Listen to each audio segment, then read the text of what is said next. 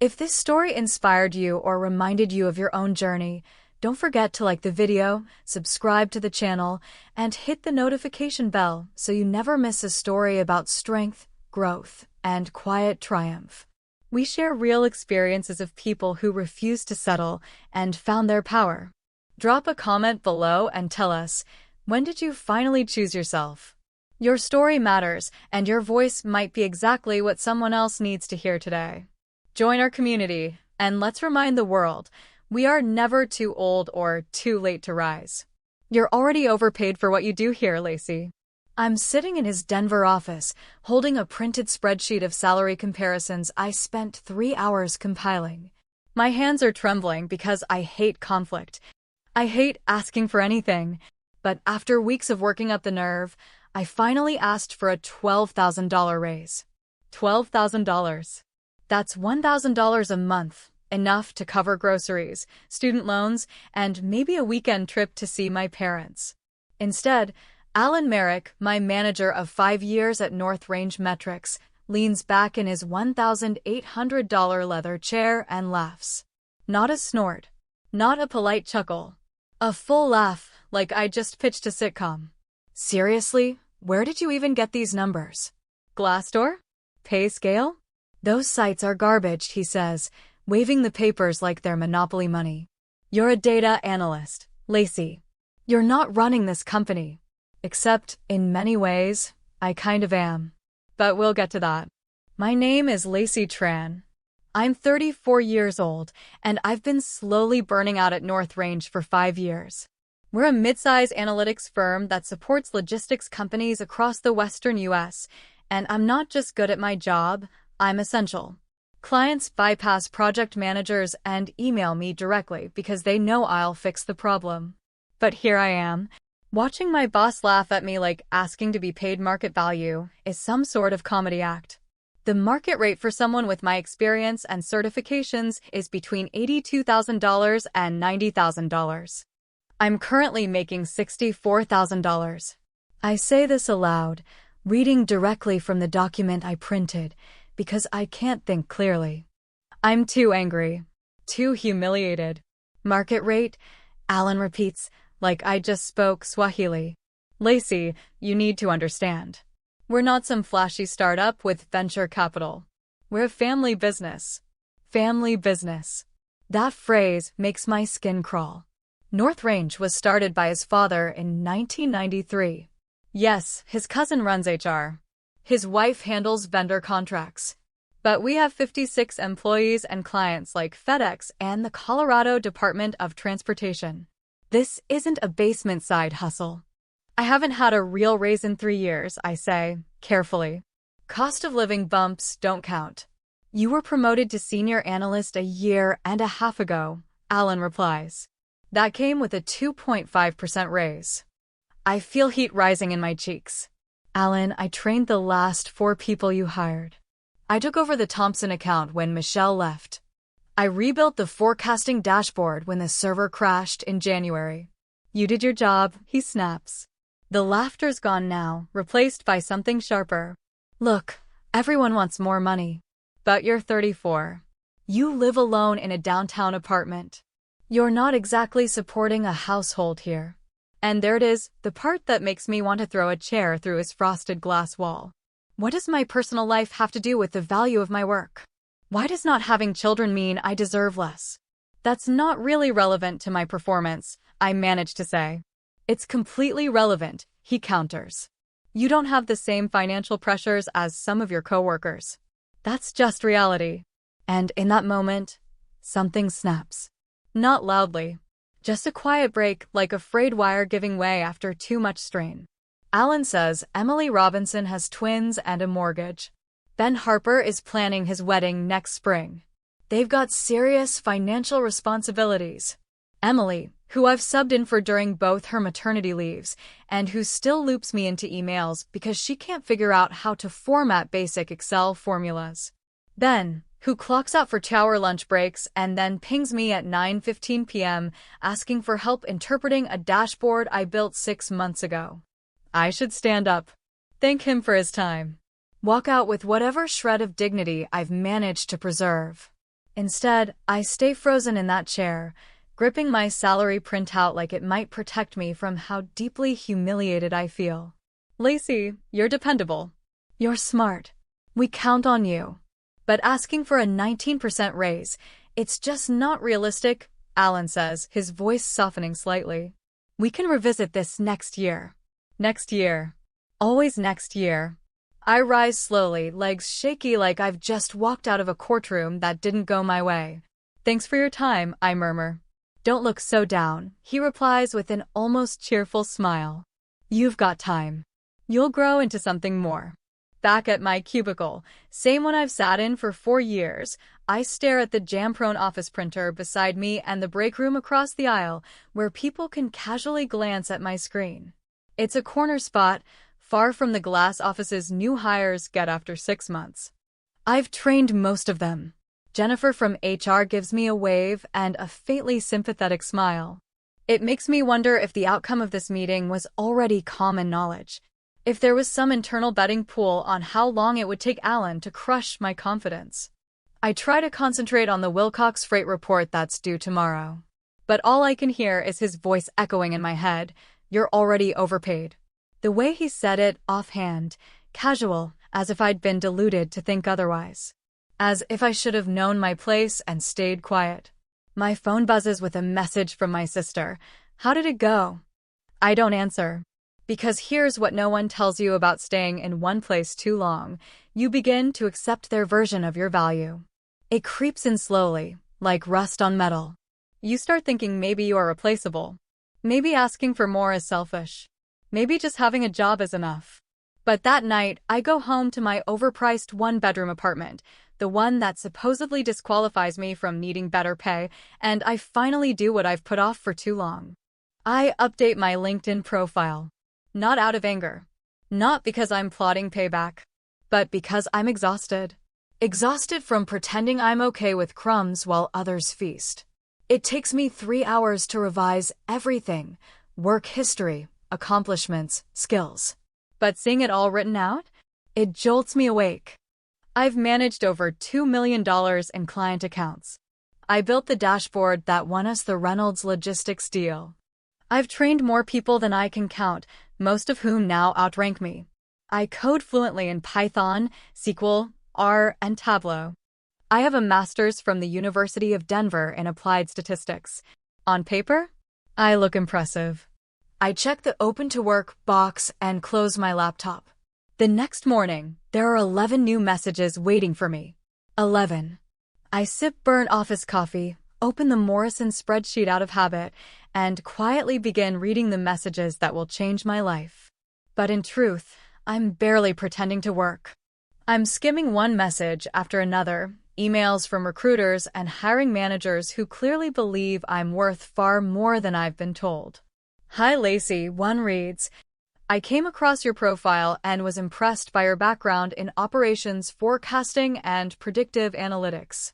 We're currently hiring for a lead data scientist role at Asperatech Health, and I believe you'd be an excellent fit. Lead data scientist. Not analyst. Not assistant. Lead. I'm still processing that when Alan strolls by my desk with his usual morning coffee. Morning, Lace, he says casually. Feeling better about our chat the other day? I nod with a polite smile I don't mean. Much better. Great to hear. Hey, could you double-check the Harper deck before the client review at 2 o'clock? He's nervous about the modeling section. Of course he is. I eat my lunch in the driver's seat of my Honda, parked in the back corner of the lot. The call I've scheduled is with a woman named Veronica Ortiz from Summit Core Analytics. She's calling about a role overseeing a team implementing a system-wide data transformation project. It's a hybrid position, she says. Mostly remote, with the occasional on-site meeting in Salt Lake. Compensation ranges from $120,000 to $150,000 based on experience. $120,000. I fall silent for a few seconds, long enough that she checks. Lacey, are you still with me? Yes, I'm here, I say, trying to keep my voice steady. She continues, with your portfolio, I'd say we'd likely come in around $130,000 to start, with biannual performance evaluations. 130,000. That's more than double my current pay. There's some urgency on our end, Veronica adds. Would you be open to a video interview this week? I schedule it for Thursday. Then another recruiter asks for Friday. By the end of the week, I'm fielding interviews between emails, client calls, and pretend work sessions. It feels like I'm running a secret life, answering calls in my car, typing thank you notes from cafes, sneaking into side rooms during coffee breaks. I'm tired, thrilled, and nervous all at once. But one thing becomes clear: I'm not just underpaid. I'm severely undervalued. Every recruiter I speak with lists a base salary that starts tens of thousands higher than what North Range pays me. Some offers are $40,000 more. Some even higher. The Thursday interview with Summit Core goes well, so well that Veronica follows up that same afternoon, inviting me to a second round with their analytics director. Friday afternoon, while I'm pretending to analyze quarterly projections, my phone rings. Unknown number. But I've gotten used to that. Lacey, this is Richard Hale from Everview Group, the voice says. Everview Group. I sent a resume to them Wednesday night, not expecting anything. They're massive. Global operations, federal contracts, offices in a dozen cities. Thanks for calling, I respond, trying not to sound too shocked. I'll get to the point, he says. We're hiring a director of data innovation to oversee strategy for our Midwest healthcare partners. Remote first, quarterly travel, generous package.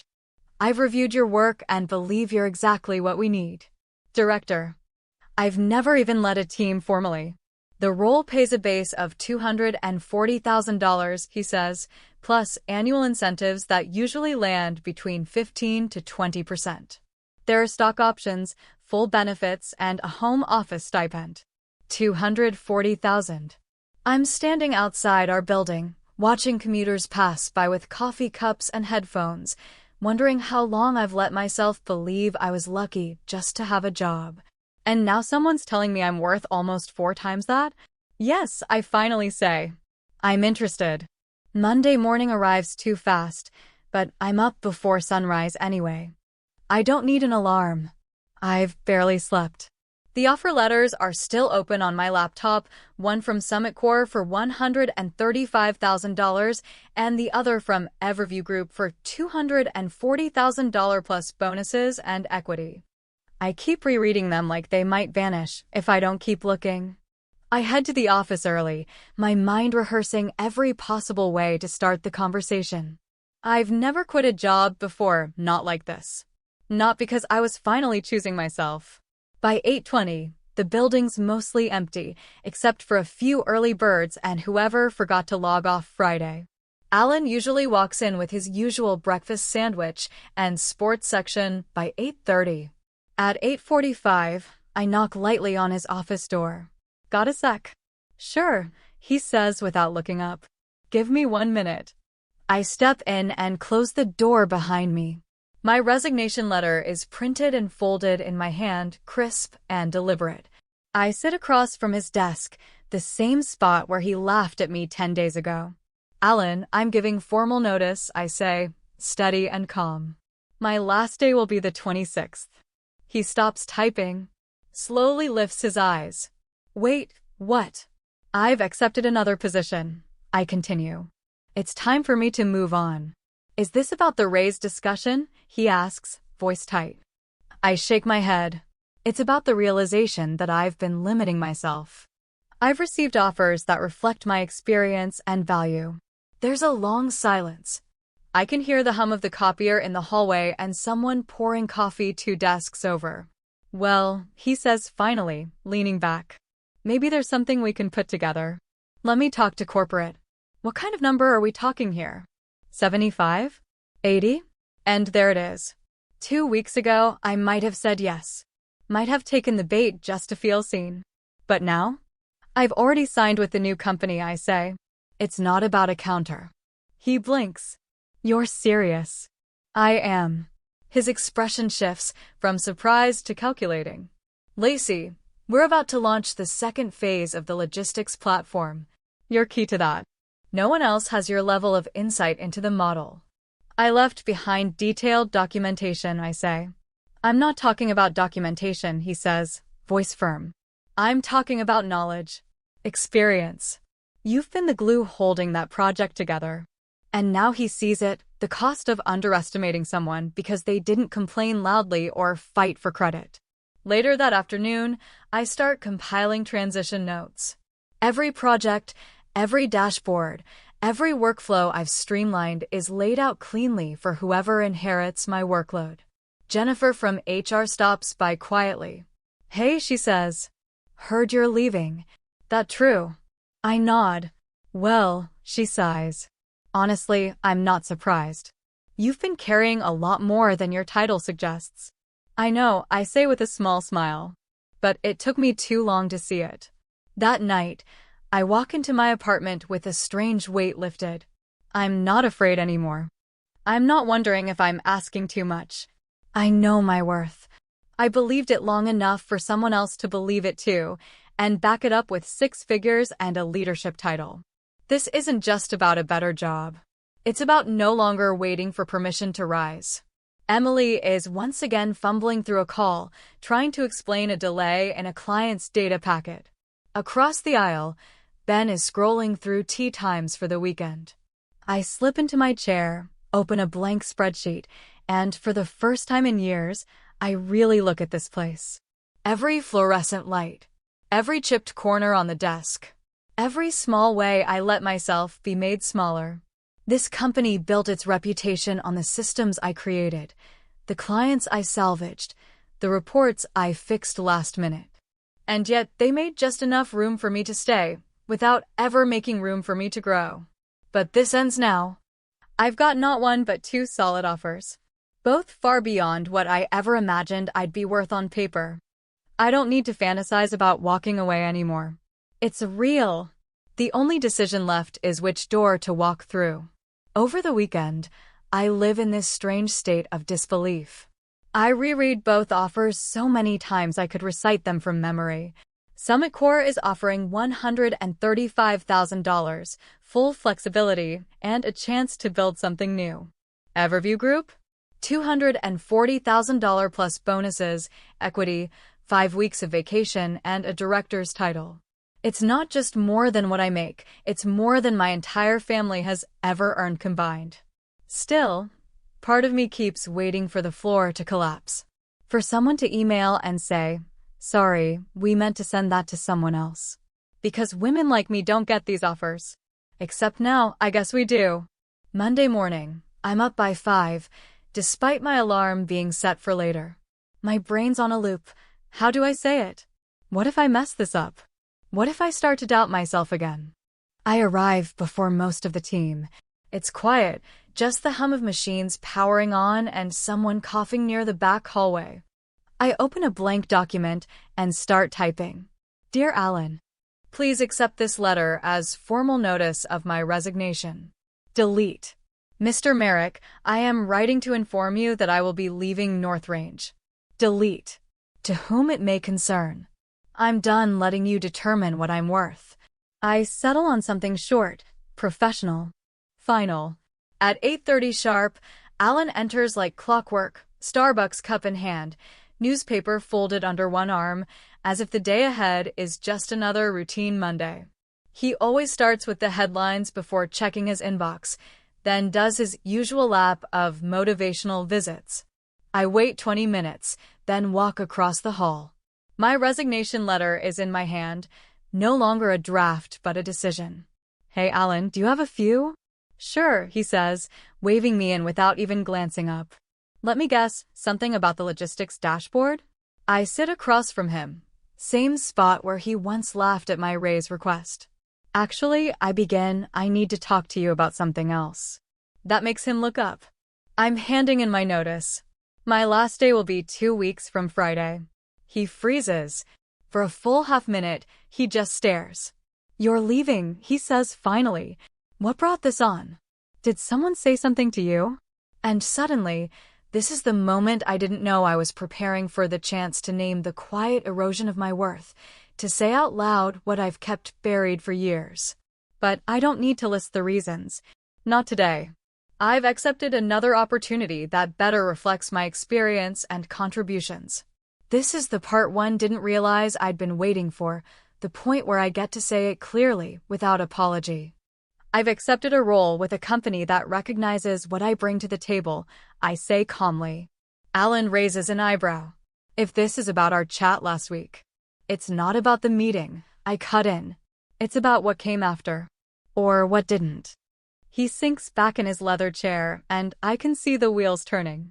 He's trying to figure out how badly this disrupts his plans, how many projects I touch, who could take them over, how long he can afford to leave the role unfilled.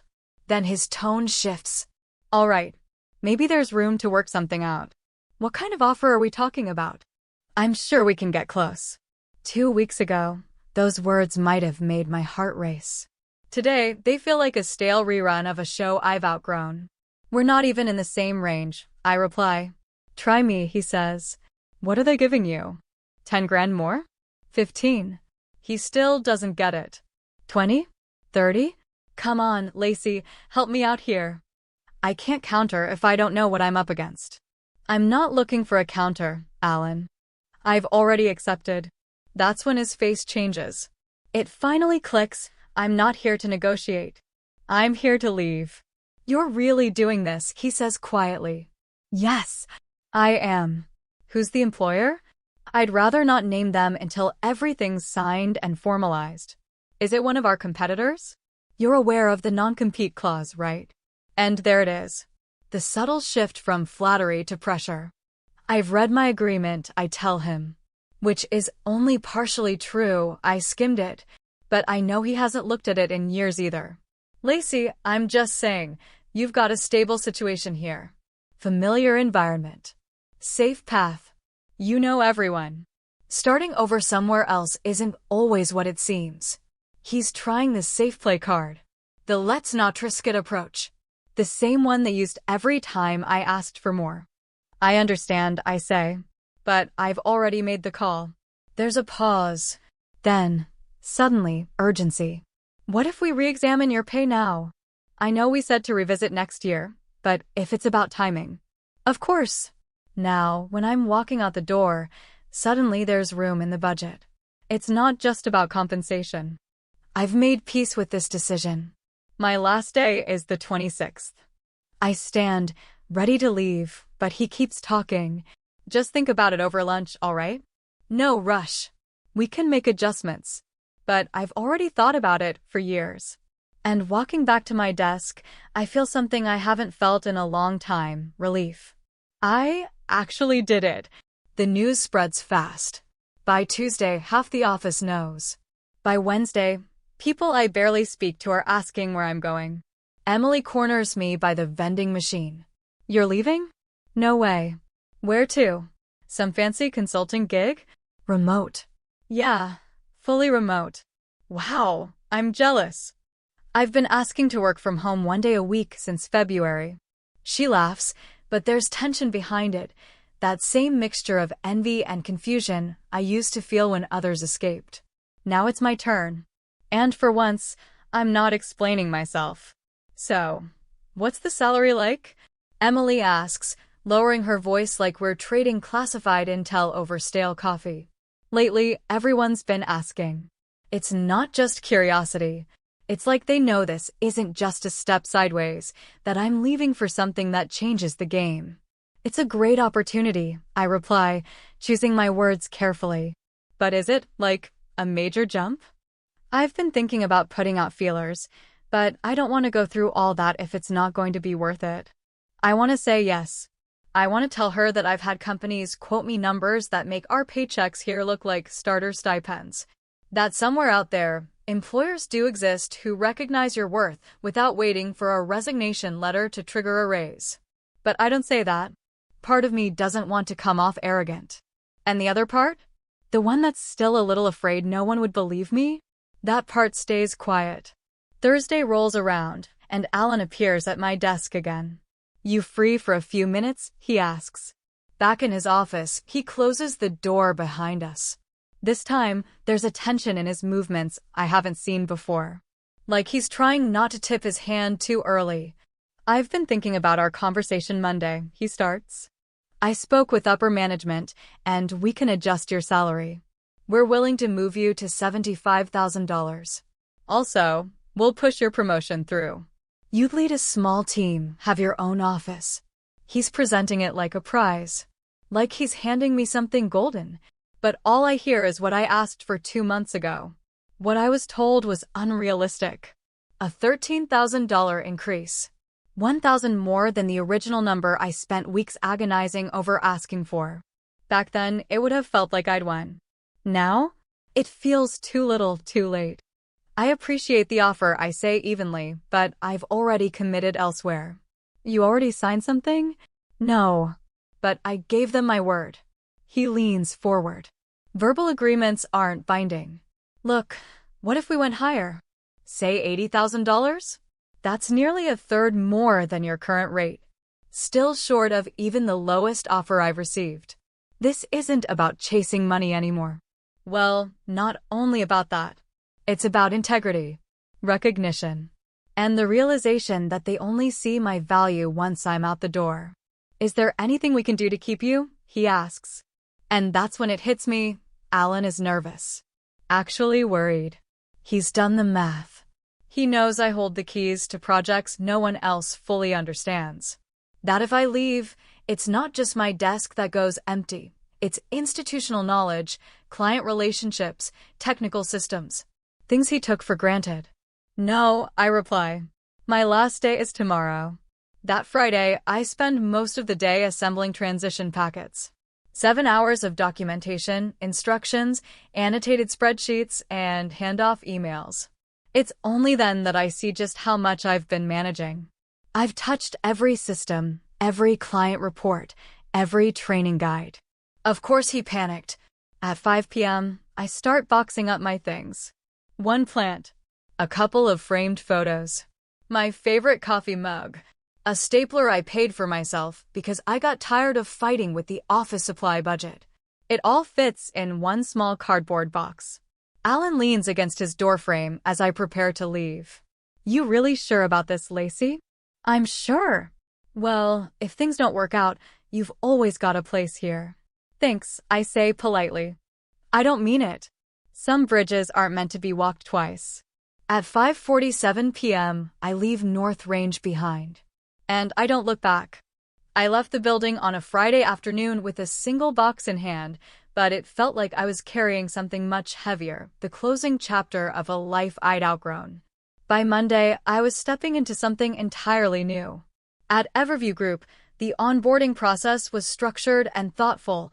3 full days dedicated to training, systems access, introductions, and team briefings. I was paired with a peer mentor for the first month and given a $2,000 stipend to build out my home office. A branded welcome kit arrived at my door, laptop, notebooks, a coffee tumbler, even a handwritten note from the CEO. My first direct deposit was more than I'd ever earned in an entire quarter. But here's what no one prepares you for. The real payoff isn't financial. It's emotional clarity. The validation of knowing that your instincts were right. That your voice wasn't unreasonable. That wanting more didn't make you ungrateful, it made you aware. 3 weeks in, I was deep into planning a data strategy rollout when my phone rang. The number on the screen had a familiar Denver area code. Lacey, this is Alan. I almost didn't answer. I was at my desk, drinking from the ceramic mug I'd picked out myself, not the chipped one from the office kitchen back at North Range. Hi, Alan. Hope I'm not catching you at a bad time. I got your number from HR. What can I help you with? We're having a bit of an issue with the Wilcox account. Their reporting needs changed last minute, and no one here really understands the dashboard framework you set up. Emily's been trying to reverse engineer it, but she didn't know how to handle a pivot table when I left. I can only imagine the panic. I left behind full documentation, I said. You did. And it's thorough. But there are some nuances not in the write-up. I was wondering if you'd be open to doing a few hours of consulting, just to walk the team through it. Obviously, we'd pay your consulting rate. My consulting rate. I didn't have one, not officially. But apparently I had leverage. What kind of turnaround are we talking about? We need it by next Friday. The client meeting's scheduled, and honestly, you're the only one who fully gets this system. The same system I was once told wasn't worth much. I'll check my calendar and get back to you, I said. Thanks, Lacey. We'd really appreciate the help. After the call, I sat still for a long time. Yes, I could help. I could smooth things out. It would be professional, generous, predictable. But I didn't owe them anything. I sent a short reply. After reviewing my schedule, I won't be able to take on outside work this week. Wishing you the best with the presentation. He called twice more. I didn't pick up. 6 months later, a LinkedIn message from Jennifer in HR popped up. Hi, Lacey. Hope things are going well. We're opening up a senior data science role and thought of you immediately. Would you be open to reconnecting with the North Range family? Senior. The title I should have had years ago. I didn't reply, because walking away wasn't the end of my story. It was finally the beginning. The title I should have held 2 years ago was finally offered, months after I was gone. I didn't reply to the message. I didn't need to, because this was never about getting back at Alan. It was about finally recognizing my own value. For years, I allowed others to determine what I deserved. I believed them when they said I should be grateful, that wanting more was selfish, that stability mattered more than self-respect. But here's what I've learned. No one has the authority to define your worth but you. Not your manager. Not your employer. Not even the industry. When you truly understand your value, not just on paper, but deep down, everything shifts. The way you enter meetings. The way you speak about your achievements. The way you set boundaries. You stop accepting crumbs when you know you deserve the feast. I'm not earning $240,000 a year because I'm exceptional or lucky or some kind of outlier. I'm earning it because I stopped playing small. I stopped waiting for approval and started owning my contribution. North Range brought on 3 new hires to take over what I used to manage alone. And from what I hear through old coworkers, things still aren't running smoothly. Alan? He got a title bump. Regional director.